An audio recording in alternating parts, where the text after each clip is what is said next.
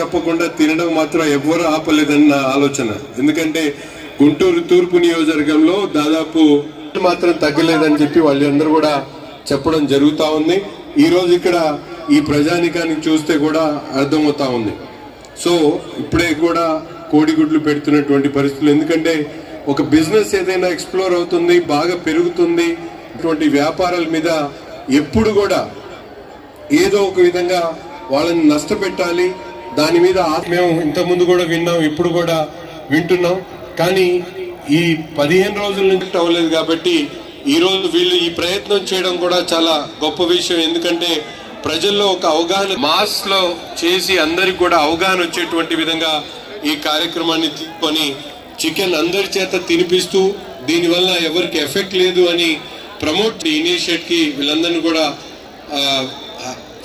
సంతోషంగా వీళ్ళందరినీ కూడా థ్యాంక్స్ చెప్తూ తప్పకుండా దాని మీద కూడా ఈ ట్రేడర్స్ గా ఉన్నటువంటి వాళ్ళు వాళ్ళ షాపుల్లో డిస్ప్లేలో డయాస్ మీద ఉన్నటువంటి ట్రేడర్స్ అందరినీ కూడా కోరుతా ఉన్నా, మీరు ఈరోజు ఏ విధంగా అయితే ప్రమోట్ చేసుకుంటా ఉన్నారో చికెన్ ని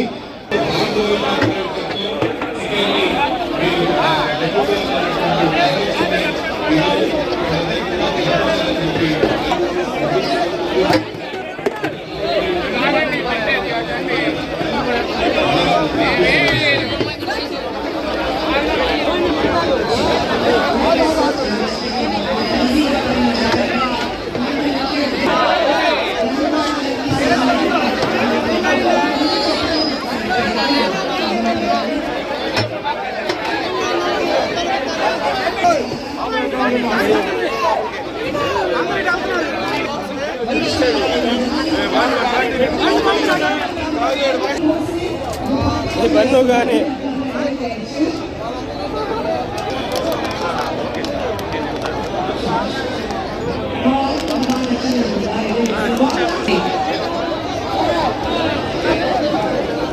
థ్యాంక్ యూ సో మచ్ అండి.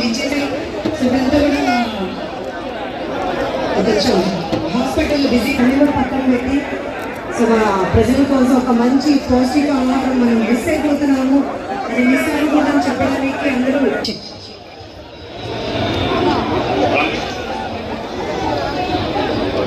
ఓకే గురించి ఒక 2 మాటలు మాట్లాడుతుందిగా కోరుతున్నామండి.